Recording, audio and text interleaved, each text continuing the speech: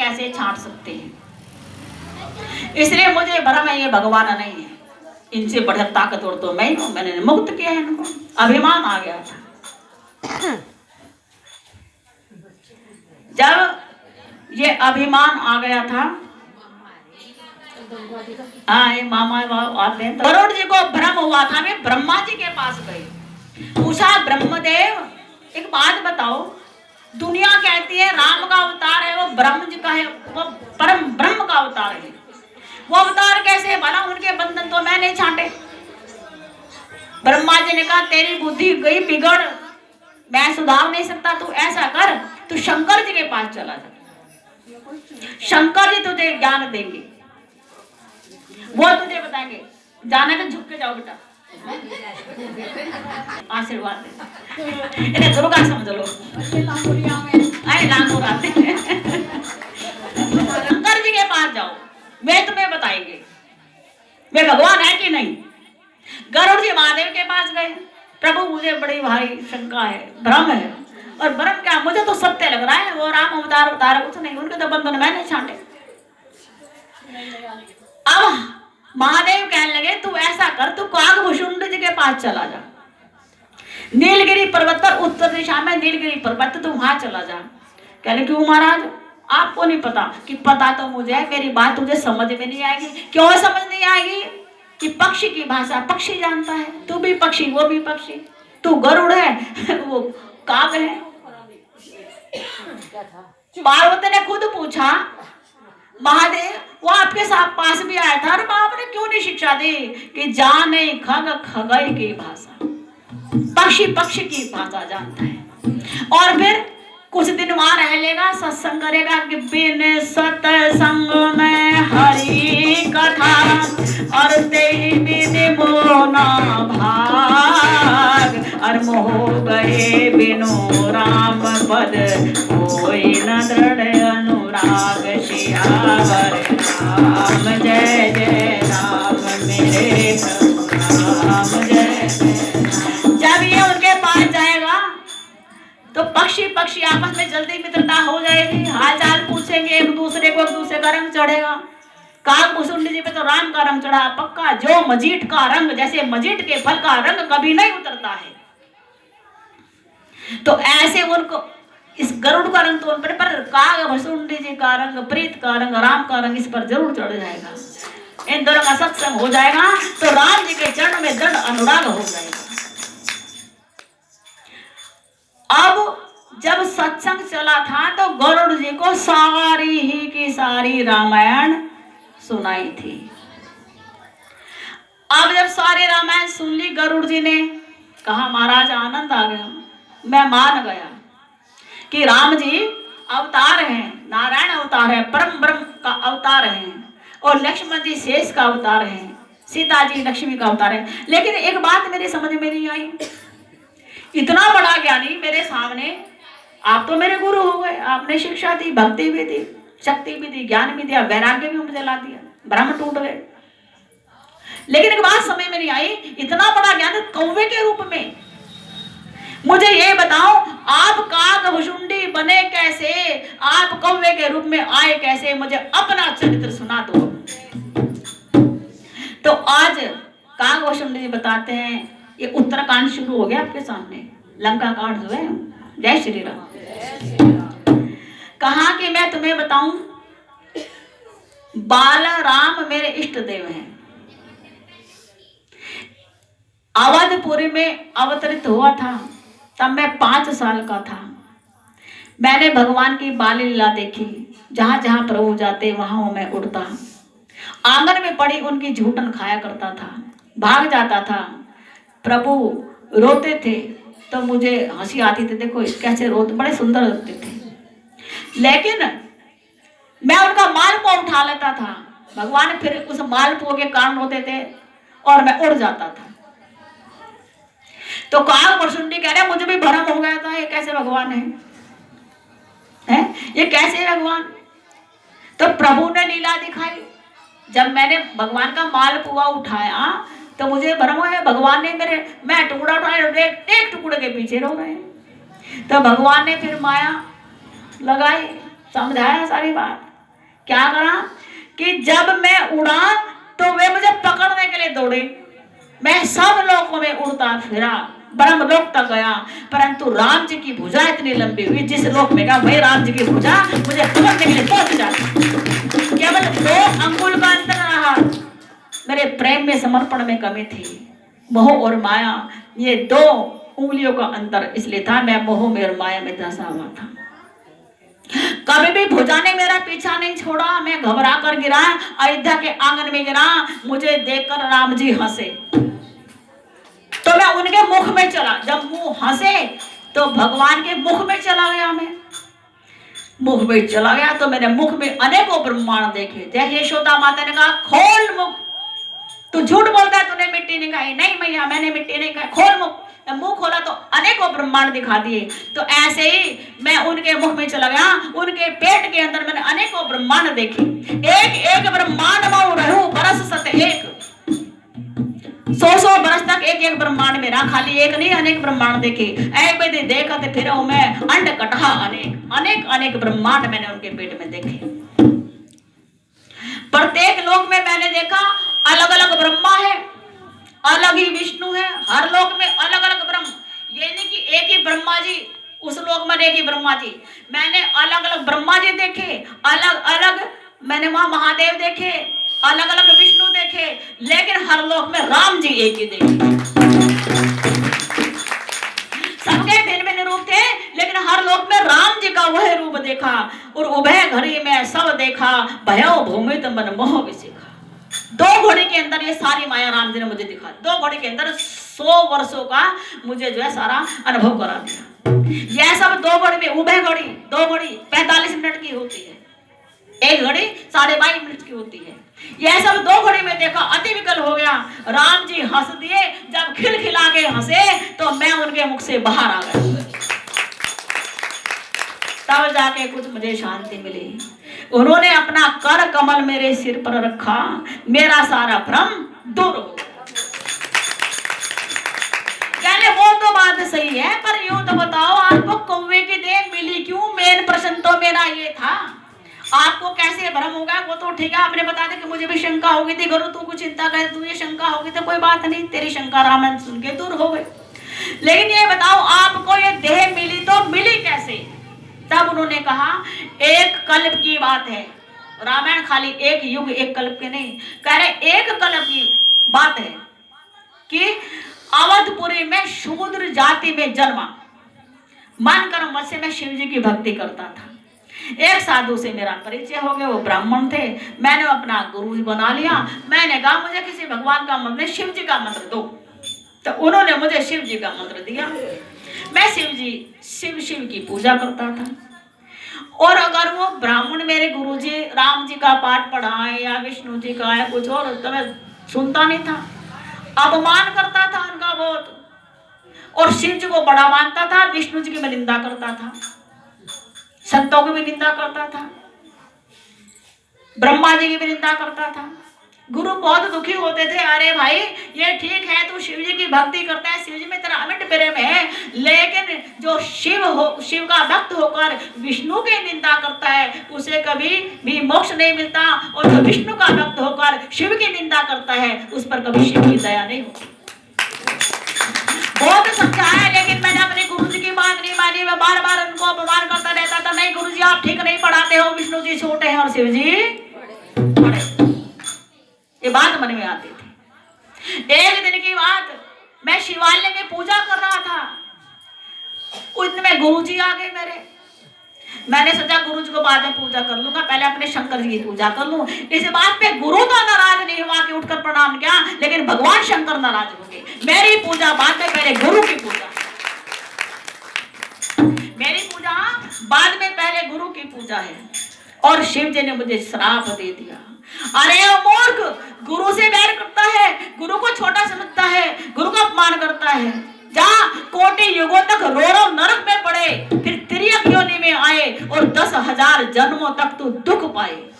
बैठे रहे सी अजगर भी पापी, तू अजगर की तरह बैठा रहा, गुरु का सम्मान नहीं किया। गुरु के सम्मान में तुरंत खड़े हो जाना चाहिए, तू खड़ा नहीं हुआ कि बैठे रहे सी अजगर भी पापी, अजगर की तरह बैठे रहे पापी। सर्प होई खल गति व्यापी, जा तू सर्प हो जा, महाविटप को डर महु जाई, एक बहुत बड़े गोटर में तेरा निवास हो, रहु अधमाधम अधगति पाई, जा तू अधम गति को प्राप्त हो।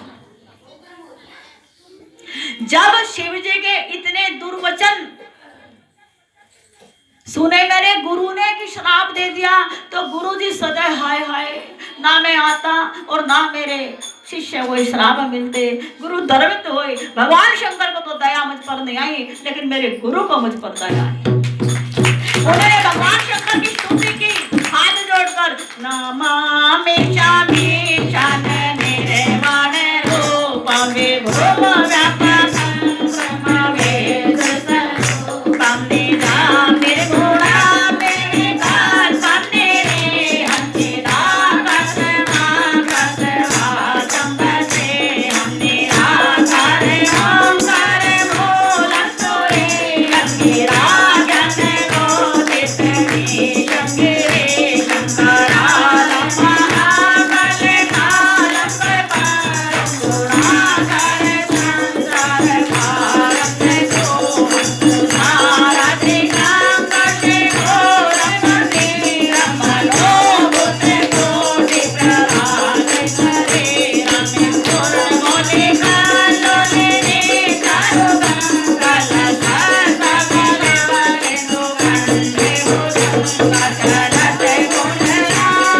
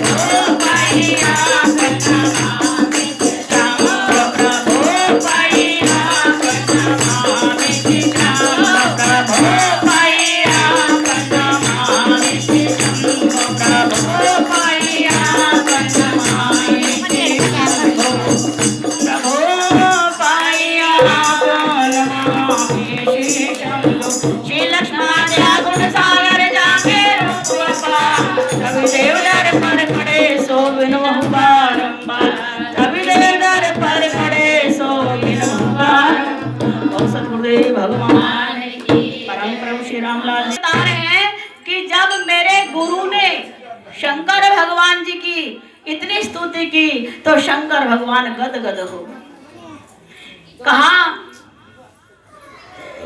ए ब्राह्मण, मैं तुम्हारी स्तुति से बड़ा प्रसन्न हूं, मांगो क्या मांगते। तो गुरु ने अपने लिए कुछ नहीं मांगा, महाराज मुझे कुछ नहीं चाहिए, आपकी दया है, आपकी कृपा से बहाने आपके दर्शन हो गए, परंतु ये मेरा शिष्य है, ऐसी अधोगति ना तो उसको कृपा करो, प्रसन्न हो जाइए इस पर।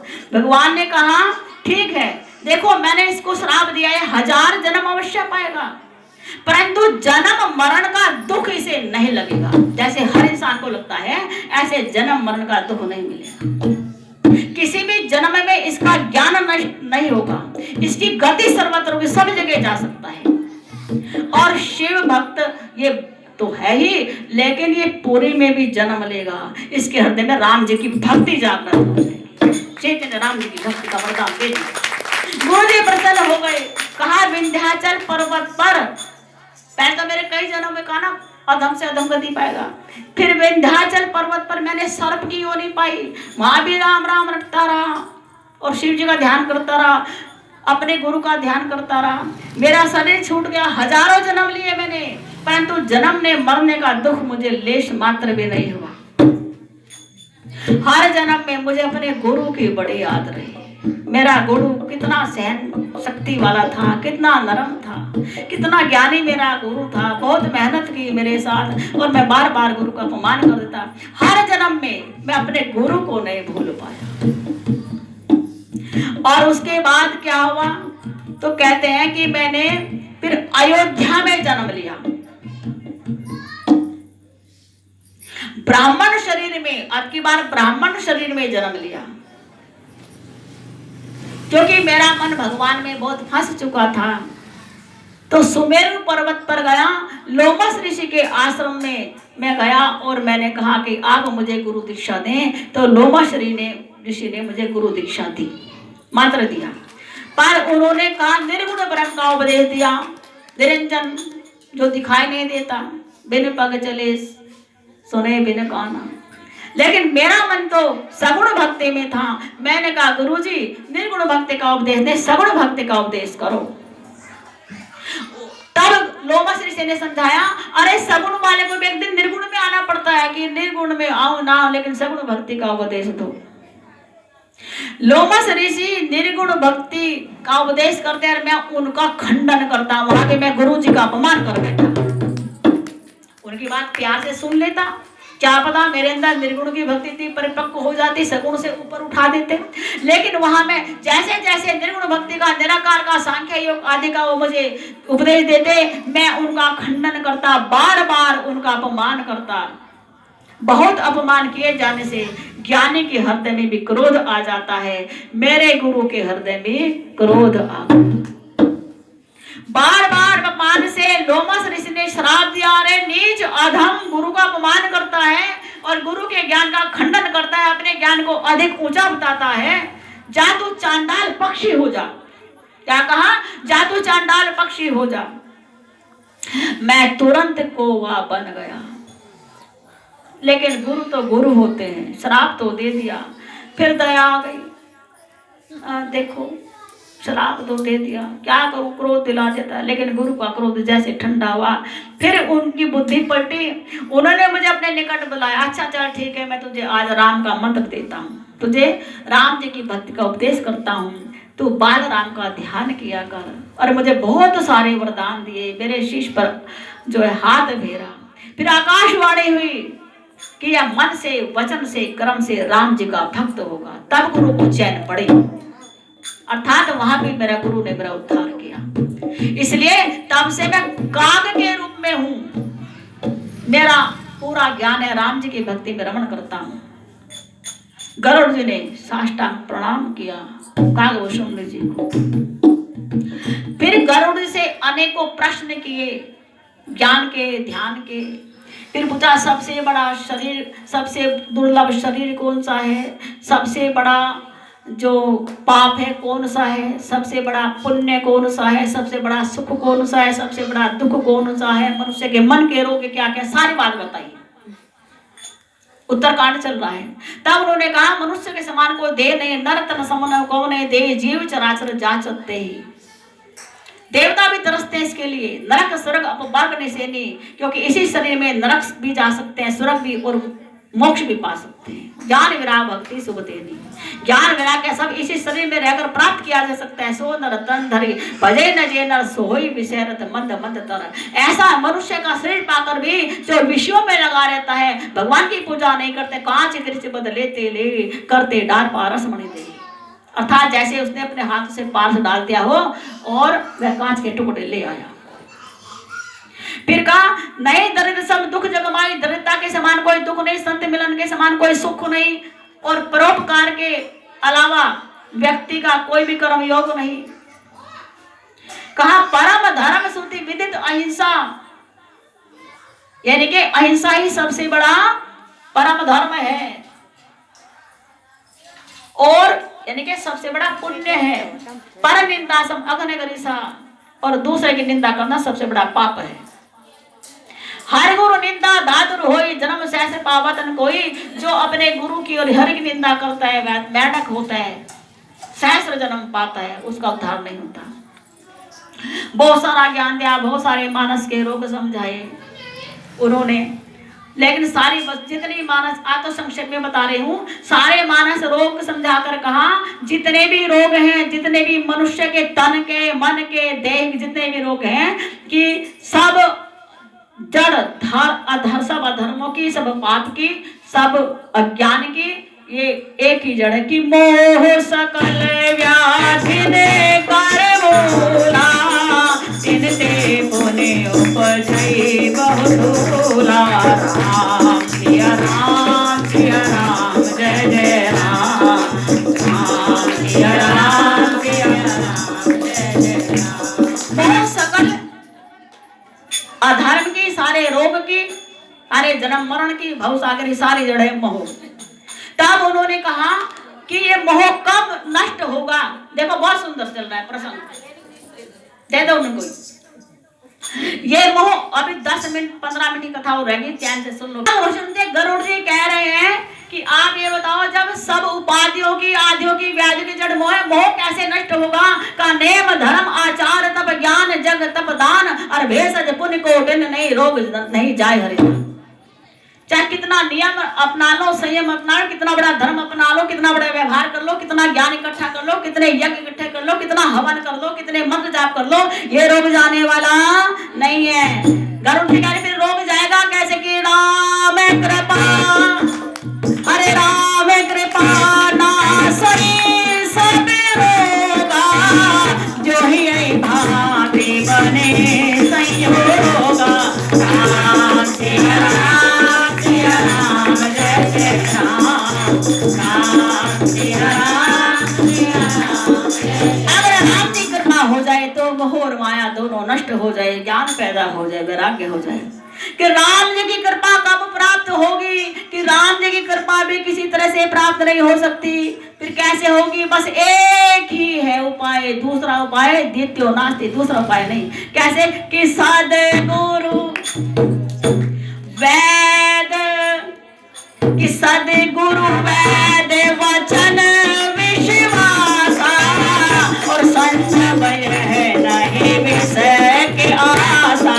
राम सिया राम, जय जय राम, राम सिया राम सिया राम। बस सद्गुरु रूपी वैद्य मिल जाए और गुरु के वचन में विश्वास हो जाए, बस इतना संयम रखे, विषयों से परहेज कर ले और गुरु जी के वचन में विश्वास कर ले, तो राम जी की कृपा मिल जाएगी। वो श्याम रामचंद्र महाराज की जय। यहाँ उत्तरकांड समाप्त होता है। गरुड़ जी अपने धाम पर आ जाते हैं, सारा भ्रम टूट जाता है। इधर राम जी ने 11, अब लव कुश कांड प्रारंभ होता है, 15 मिनट में हो जाएगा, चिंता मत करो, फिर हवन आदि करेंगे। आनंद तो आ रहा है ना। 11,000 वर्ष हो गए राम जी को राज करते हुए, सब लीला चरित्र किए, वेद पुराण पढ़ाए और सुनाए जाते थे। दूसरा धर्म नहीं था। राम जी खुद पुराण सुनते, राम जी भी पुराण सुनते थे। कथा का इतना भारी गुण है, राम जी भी पुराण उपनिषद सब कथा सुनते थे। कि सुनी पुराण प्रभु अनुज समेता, दिए दान सुबुदयान के, सारे दिए दान सुबुदयान के। दान पुण्य करते थे, यज्ञ करते थे, हवन करते थे, और मुनियों को बुलाते थे, कथा सुनते थे, कीर्तन करते थे, पुराण सुनते थे। एक दिन राम जी ने सोचा, जिस काम के लिए आए थे वो काम तो कर दिया, तो स्वप्न में एक दिन सोचा कि अभी 1000 वर्ष और राज्य करना है, लेकिन कुछ कारण ऐसे हैं जो मुझे भी श्राप लगा हुआ है, सीता जी को श्राप लगा हुआ है। नारद जी का श्राप था कि नारी के मेरे में सारी उम्र तरफ तड़प के, और एक तो नारद जी का श्राप है, वो भी पूरा भी तो आधा ही, पर सीता जी दोबारा मिल गई, भी तो नारी मेरे पास है। सारी उम्र तड़पोगे तो इसका मतलब जो है नारी मेरी जानी है। दूसरा, भृगु जी की पत्नी विष्णु भगवान ने मारी थी, भृगु जी का श्राप है। क्यों मारी थी बात बताते हैं आपको 2 मिनट में। भृगु जी जिनके पुत्र शुक्राचार्य जी, तो भृगु ऋषि तपस्या करने के लिए गए हुए थे और भृगु जी की पत्नी अपने आश्रम में निवास करती थी। दैत्य और देव का युद्ध हुआ, असुर हारने लगे, तो जाकर के भृगु की पत्नी से कहा मुझे हमें आश्रित, हम आपकी शरणागत हैं। अब शरणागत तो जब पापी हो, जब पुण्य शरणागत तो उसको देनी पड़ते, शरण तो देनी पड़ते। उन्होंने कहा ठीक है चलो आश्रम में रख लिया। देवताओं को पता लगा कि भृगु जी की पत्नी ने आश्रय दिया है। सब देवता इकट्ठे हो गए, माँ हमारे समक्ष कर दो, आज मार के बुरा हाल करेगी। भृगु जी की पत्नी ने कहा कुछ भी हो जाए अपने जान दे दूंगी, लेकिन इस समय ये असुर नहीं, ये देव नहीं, ये मनुष्य नहीं, इस समय मेरे मेहमान हैं, इन्होंने मेरी शरण ली। अब कहने लगे तो बिज्जू का तो मामला रहेगा। सारे देवता पहुंचे विष्णु भगवान के पास। विष्णु भगवान आए, देवी दे दे असुरों को। अरे बार बार ये तंग करते हैं मनुष्यों को, ऋषियों को, मुनियों को। कह रहे महाराज बात देने लेने की नहीं है, बात धर्म की है। शरण में जो आया है उसे ये ना सोचे पापी है पुण्य, पर शरण मांगे तो शरण दी है। भृगु जी की मैं पत्नी वो तपस्या में बैठे हैं, वो होते तो निपटा लेते, लेकिन उनके पीछे उत्तरदायित्व तो आश्रम का मेरा है। शरण ग्रहण की है, मुझे मार कर ले जाओ, लेकिन वैसे नहीं दूंगी। देवता घबराए, महाराज कुछ करो। तो विष्णु भगवान का देती हो कि बिल्कुल नहीं दूंगी। देख लो तो चक्र सुदर्शन मेरे हाथ में। कह ले मुझे चक्र सुदर्शन बहुत छोटा लगता है धर्म के आगे। चला दो चक्र सुदर्शन, डरती नहीं, धर्म सबसे बड़ी चीज है। शरण आय की रक्षा करना मेरा परम धर्म है। भृगु जी की पत्नी विष्णु जी ने चक्र सुदर्शन से गर्दन काट दी। सारे असुरों को सुतर ले जाओ। पता लगा भृगु जी पता आए, कुछ दिन तपस्या करके पता लगा मेरी पत्नी मर गई। बहुत विलाप का, मेरा सारा घर बिगाड़ दिया, उजाड़ दिया। कौन मेरी रोटी पकाएगा, कौन मेरे हवन में मेरी सहायता करेगा, मेरी दुनिया उजाड़ दी। ए विष्णु जा, मैं तुझे श्राप देता हूँ, जैसे सारी उम्र मैं अपनी पत्नी के विरह में बिताऊंगा, ऐसे तुम भी सारी उम्र अपनी पत्नी के विरह में बिताओगे। जा, मेरा श्राप है। तो विष्णु को श्राप है तो पत्नी से बिछड़ने का, तो अब सीता से मुझे बिछड़ना भी पड़ेगा। राम जी जान गए। एक दिन ब्रह्म मुहूर्त में सीता जी से कहा, सीता तुम जानती हो मैंने तुम्हें अग्निदेव को समर्पित किया था, क्योंकि मुझे पता था तुम्हारे माध्यम से मुझे सारे राक्षस के। हाँ महाराज जानते हैं कि आज फिर तुम्हें अपना रूप बदलना है। महाराज क्या कि अपनी छाया रूपी सीता अपना दूसरा शरीर बनाइए, वो यहाँ पृथ्वी पर छोड़ दो और आप अपना मूल स्वरूप जाओ, बैकुंठ में चले जाओ। निज छाया महिरा की विनीता, रहो जाए निज धाम पुनीता। राम सिया राम सिया राम, जय जय राम। राम सिया राम सिया राम, जय जय राम। जाओ अपना दूसरा प्रतिबिंब, दूसरी अपने शरीर के दो शरीर बना लो, छाया रूपी, जिसमें मानव जैसे संस्कार वो यहाँ छोड़ दो और तुम बैकुंठ में जाओ। कि प्रभु पद बंद गई नभ सोई, जीव चराचर रखे न कोई। राम सिया राम सिया राम, जय जय राम।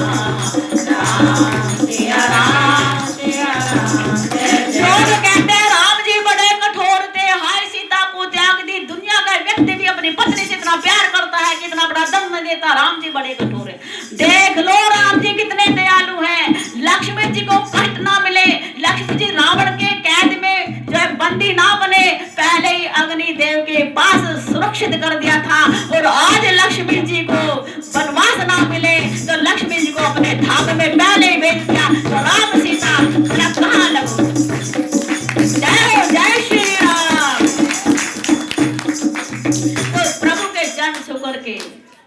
लक्ष्मी जी, सीता जी।